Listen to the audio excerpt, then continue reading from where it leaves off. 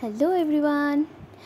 6 মাস পর বাচ্চারা যখন সলিড স্টার্ট করে সেই সময় এই গাজর আর মিষ্টি আলুর পিউরিটা কিন্তু ওদের জন্য খুবই ইম্পর্ট্যান্ট একটা খাবার আর খুবই হেল্পফুল। যেমন গাজরের মধ্যে রয়েছে ভিটামিন এ মানে বিটা ক্যারোটিন, তার সাথে vitamin B6, vitamin K, vitamin C, আরও অনেক ভিটামিনস রয়েছে যেগুলো কিনা বাচ্চাদের স্কিন ডেভেলপমেন্টের জন্য ইমিউন সিস্টেমকে বুস্ট করতে, বাচ্চাদের স্কিন ডেভেলপমেন্ট করতে, বাচ্চাদের আইসাইট ডেভেলপমেন্ট করতে কিন্তু খুবই helpful.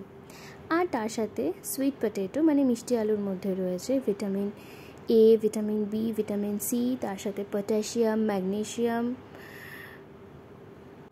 Copper, fibre and antioxidant.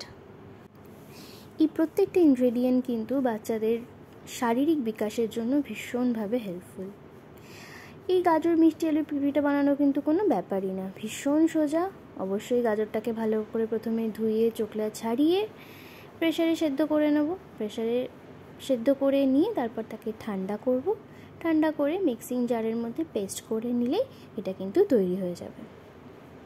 এই দেখুন, আমি প্রেসারের মধ্যে দিয়ে এটাকে সেদ্ধ করে নিচ্ছি।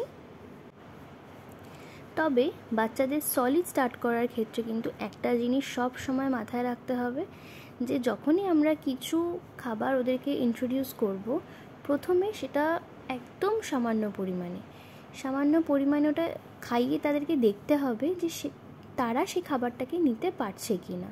তারপর আমরা কিন্তু আস্তে আস্তে ফুড কোয়ান্টিটিটা বাড়াবো। এইভাবেই আমি আমার ছেলেকে গাজরের পিউরি খাইয়েছি, এখনও মাঝে মাঝে খাবে। এখন যেহেতু অনেকটা বড় হয়ে গেছে, তো ব্যাস রেডি হয়ে গেল গাজরের পিউরি।